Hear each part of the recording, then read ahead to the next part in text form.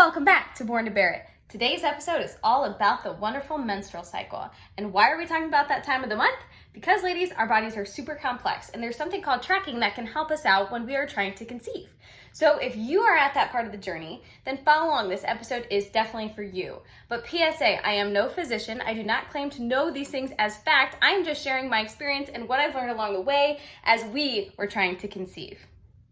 Let's get started. All right.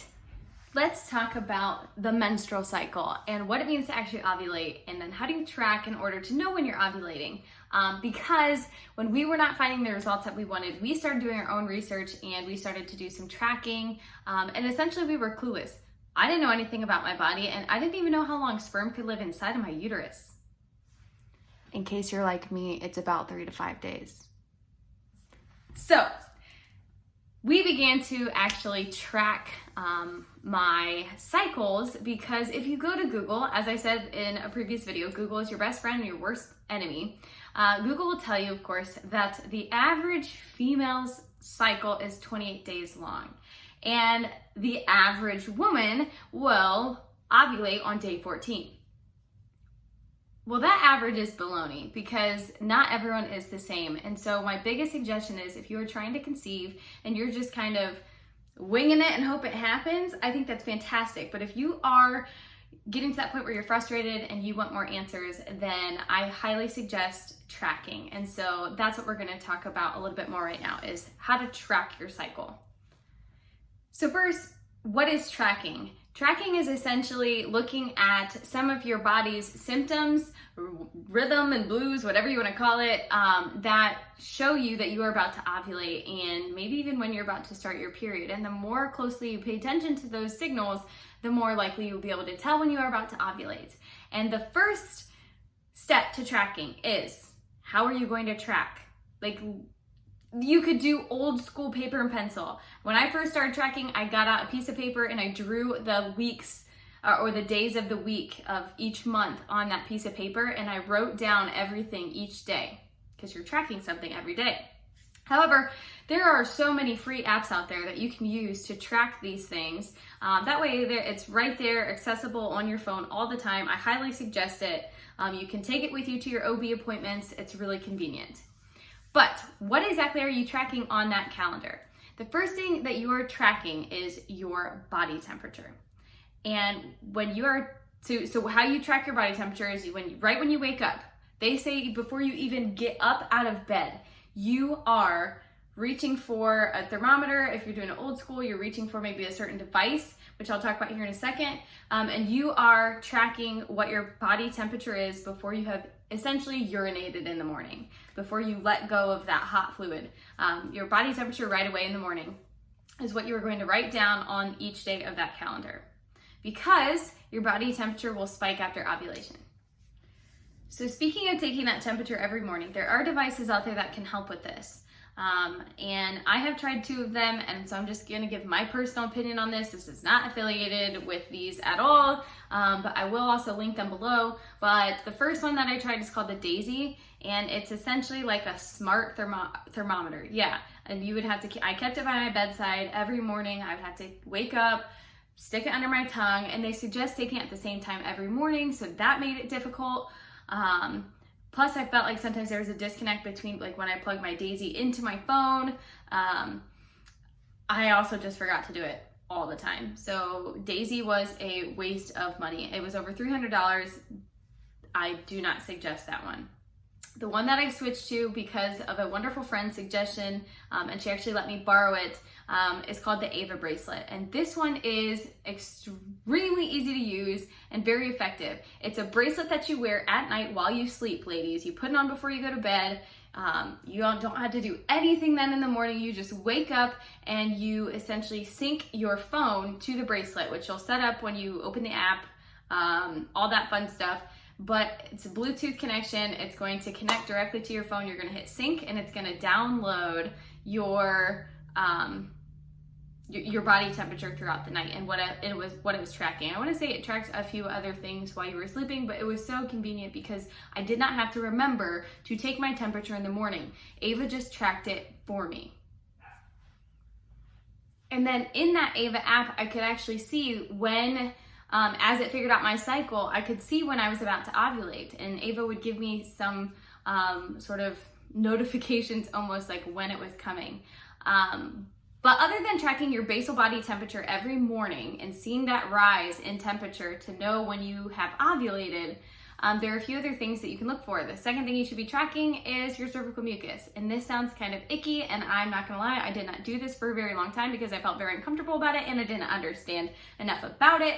But do your research and just kind of look into, and also ask your OB about how to track your cervical mucus. Essentially, you are, yes, feeling that stuff that comes out of you, right? You're feeling it and looking for a specific consistency and a specific color to help tell you when you are ovulating.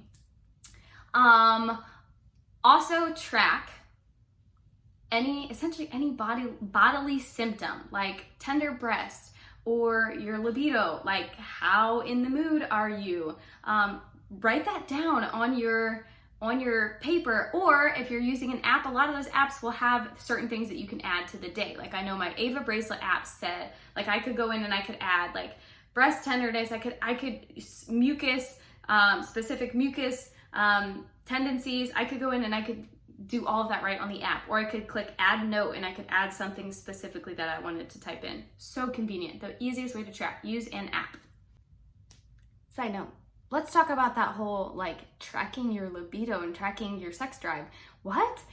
It shouldn't be weird. It's not weird. So if you go to Google and look up like estrogen and progesterone levels throughout your cycle, ladies, your body, it's natural. Your body creates more estrogen as you are getting ready to release an egg.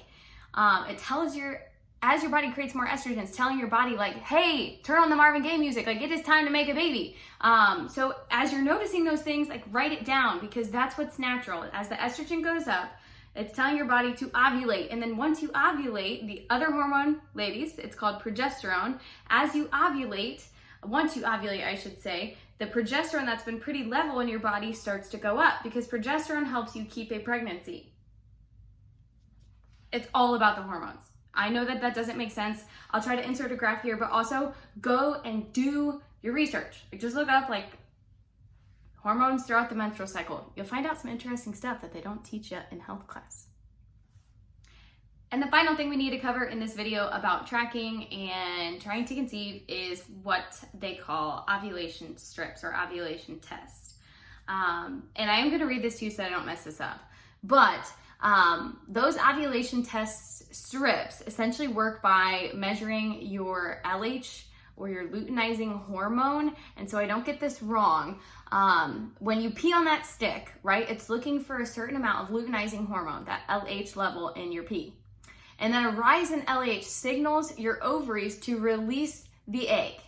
So essentially when that line gets dark or that solid smiley face shows up, you can expect to ovulate within 1 day. So it's just like a pregnancy test. You're peeing on this strip, and it's going to give you some kind of signal based on the instructions of that specific test. And it's going to tell you when your LH level has hit a certain spot, and then you can expect to ovulate within essentially 24 hours of that. Let's talk about pros and cons of the different ovulation test strips, because we have tried a lot. We tried the clear blue, which are fairly expensive. I believe they only come with 8 in a pack.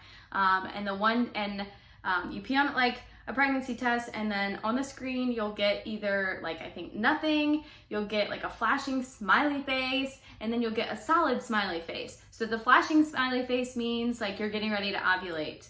It's coming.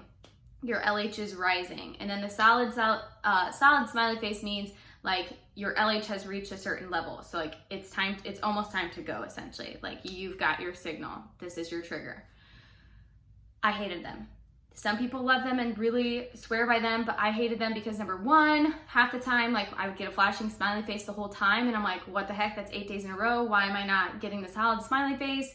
And I have to go buy another pack. And then you can only insert the specific stick into like the beginning, like holder. Like it's confusing, and they're pricey. So I don't suggest them, but a lot of people have had success with them. The ones I suggest, I will link down below, but you can just buy them on Amazon. They're pretty simple, and they're easy to read because as you pee on that, they're really tiny. They're tiny little strips, right? Like as you test with those tiny little strips, you'll see a single line, and then as you are getting closer to ovulation, you'll see that double line get darker and darker and darker until it's a dark blue, 2 blue lines, and then that's essentially like, bang, it's time. So, ovulation test strips. I think that's everything that I can remember from when we were trying to conceive on our own and trying to get pregnant on our own without any of the other infertility and IVF stuff, and how frustrating it was. And so the moral of the story is that there's just so much that goes into it, more than you think and more than you are trained to know. So just start small, do some research on your own, kind of look into some of those things. And then if you decide to track, just remember to be patient, give yourself some grace, because it can be really frustrating, and it definitely takes the fun out of like trying to start a family. It should be fun, it should be romantic, it should be magical, and tracking totally rips that away if you let it. So just take it with a grain of salt, download an app, look into it a little bit if you are trying to conceive, and just start slowly tracking some of those things so that you can know a little bit more about when you're ovulating. Because again, average woman ovulates on day 14, that's baloney. I was ovulating sometimes on day 20, 23. I was all over the place. And I could tell that because I was actually tracking and I knew a little bit more about my body. It helps when you're finding no luck getting pregnant, and then you can go to your OB and be like, look, this is my body, help me figure out what's going on. Rather than going in like we were and like, I don't know what's happening.